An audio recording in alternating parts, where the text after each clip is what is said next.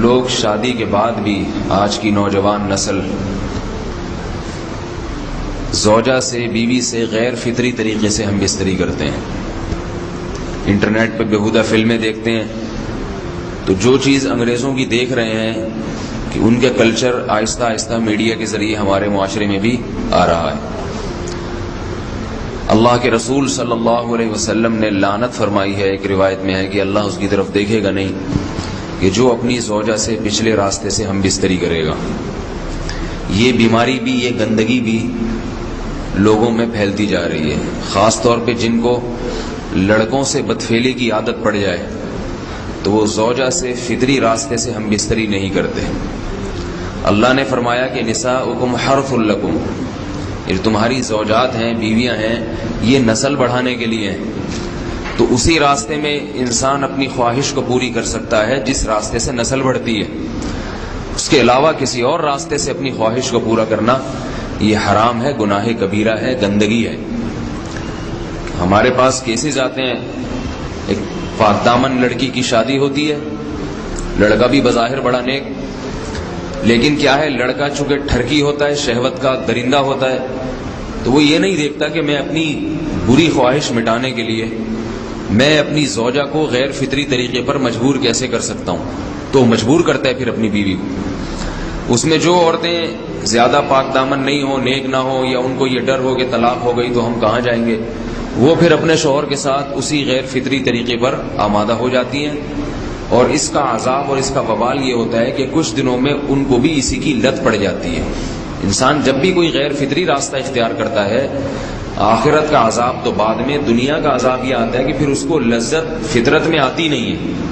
پھر جو راستہ اللہ نے رکھا اس میں اس کو لذت نہیں آئے گی، پھر وہ گندگی میں ہی گھسنے کی کوشش کرے گا. اس کی بھی فطرت خراب ہو جاتی ہے، اور جس کے ساتھ یہ بدفعلی کی جائے اس کی بھی فطرت خراب ہو جاتی ہے، وہ بھی پھر کسی کے قابل نہیں رہتے. تو اپنے جان پر رحم کرنا چاہیے. ہم انسان ہیں، ہم درندے نہیں ہیں، ہم گھوڑے نہیں ہیں، ہم گدھے نہیں ہیں، ہم جانور نہیں ہیں، ہم انگریز نہیں ہیں. انگریز نے تو حیا اور شرم کی تمام حدود کو توڑ دیا ہے، وہ تو درندے بن چکے ہیں. ہم تو درندے نہیں ہیں، ہم تو حلال کھاتے ہیں، پاک صاف رہنے کی کوشش کرتے ہیں. تو ہم ان کی جو کلچر دیکھ دیکھ کے ہم ویسے درندے بننے کی کوشش کیوں کریں. تو یہ بہت بڑا وبال ہے، بہت بڑی برائی ہے جو ہمارے معاشرے میں آہستہ آہستہ جڑ پکڑتی جا رہی ہے، اور اس سے بیماریاں بھی پھیلتی ہیں. غیر فطری طریقہ ہے، بیماریاں بھی پھیلتی ہیں.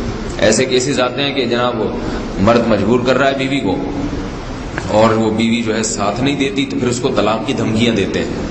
ایسے کیسز بھی آتے ہیں. اور یہ بھی آتا ہے کہ مرد جب اپنی بیوی کو غیر فطری طریقے پر مجبور کرتا ہے، بیوی آمادہ نہیں ہوتی، تو مرد پھر یہ دھمکی دیتا ہے کہ بھائی میری خواہش تو تم سے پوری ہوتی نہیں ہے، پھر میں دوسروں کے پاس جاؤں گا.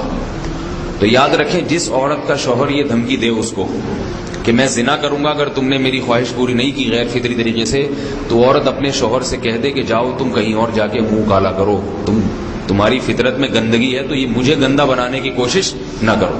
اس کو زنا کرنے دیں، وہ اللہ آخرت میں اس سے بھگتے گا. ہر بیماری کا اللہ نے علاج رکھا ہے. اللہ کے رسول صلی اللہ علیہ وسلم نے فرمایا، صحیح بخاری کی حدیث، ما انزل اللہ من داء الا انزل له دواء، کوئی بیماری ایسی نہیں ہے جو اللہ نے نازل کی ہو اور اس کے لیے دوا نہ رکھی ہو دنیا میں. تو اگر کسی کو ایسی لت پڑ گئی ہے غیر فطری کام کی تو اس کو چاہیے کہ وہ اپنا علاج کرائے، ڈاکٹر سے بھی رابطہ کرے. اور سب سے بڑا علاج یہ ہے کہ کچھ وقت صبر کرے گا، چھوڑ دے گا کچھ عرصے کے لیے، تو خود بخود آہستہ آہستہ صحیح ہو جائے گا. ایک آدمی شراب کا عادی ہے، ایک علاج تو یہ کہ ڈاکٹروں سے رابطہ کرے، اور بہترین علاج کے چھوڑ دے. کتنے دن تڑپے گا؟ 1 دن 2 دن 3 دن 4 دن 1 ہفتہ 2 ہفتہ، بہت زیادہ سال ہو جائے گا نا، اس کے بعد خود بہت ٹھیک ہو جائے گا. سگریٹ کا عادی ہے، چھوڑ دے گا. تو کتنے لوگ ہم نے دیکھے ہیں دن میں 20 سگریٹ پیتے تھے، چھوڑنے پر آئے تو بالکل ایک دم چھوڑ دی انہوں نے، آہستہ آہستہ کر کے چھوڑ دی، لیکن تکلیف ہوئی مگر عادی ہو گئے. تو اب کسی کو یہ لت پڑ گئی ہے غلط کام کی، برائی کی، تو اس کا بہترین علاج یہ ہے کہ وہ اپنے آپ کو بدلنے کی کوشش کرے، ماحول بدلے، اور کچھ وقت صبر کرے گا تو اللہ اس سے یہ عادت چھڑا دے. نہیں کی، صبر نہیں کیا اس نے، پھر اسی گندگی میں موت واقع ہوگی، پھر آخرت کا عذاب بہت سخت. نسلیں برباد ہو جاتی ہیں اس عمل سے انسان کی. تو بات حیا کے خلاف ہے، مگر یہ کہ ایک بزرگ تھے وہ بات فرما رہے تھے تو کسی نے پوچھا کہ حضرت آپ حیا کے خلاف بات کرتے ہیں، تو انہوں نے فرمایا تم بے حیائی کے کام نہیں چھوڑتے، ہم اس چھڑوانے کے لیے بات کریں تو ہم برے ہیں، اور تم کام کرو تو بھی برے نہیں۔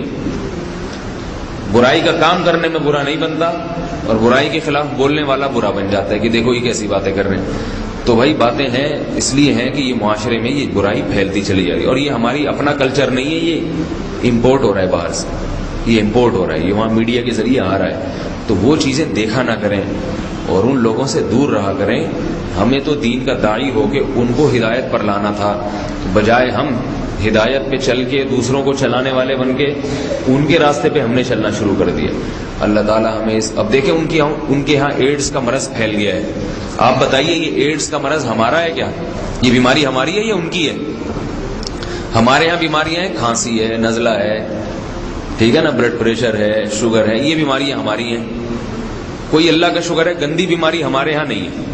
جتنی گندگیاں ہیں وہاں سے آ رہی ہیں۔ ایڈز کا مرض وہاں سے امپورٹ ہوا ہے۔ وہ ایڈز کا مرض اسی بدفعلی کی وجہ سے پیدا ہوتا ہے، اسی سے جراثیم پیدا ہوتے ہیں، اور اتنا خطرناک مرض کہ ایسے متعدی ایسے پھیلتا ہی۔ افغانستان میں ایڈز کا ریشو 0 تھا، 0۔ وہ جانتے نہیں تھے کہ ایڈز کا مرض ہوتا کیا ہے۔ جب سے امریکن آرمی، برطانیہ آرمی افغانستان میں آئی ہے، فوجی آئے ہیں، افغانوں میں ایڈز کا مرض پھیل گیا ہے۔ انہوں نے وہاں بدفعلیاں شروع کر دی ہیں۔ تو وہ تو حالانکہ ان کے لیے زنا کتنا سستا ہے، کتنا سستا ہے نا ان کے لیے زنا، پھر بھی وہ لڑکوں کی طرف مائل ہوتے ہیں۔ تو اتنی گندگی، ایسا گندا جب انسان بن جائے پھر اللہ اس کے وجود کو برقرار نہیں رکھتے، اور رکھتے ہیں تو پھر آخرت میں سزا دینے کے لیے اپنے آپ کو ان گندگیوں سے بچانا چاہیے، حلال پہ اکتفا کرنا چاہیے۔ اللہ تعالی ہمیں حلال پہ قناعت کی توفیق عطا فرمائے اور پاکیزہ لوگوں میں ہمارا شمار فرمائے۔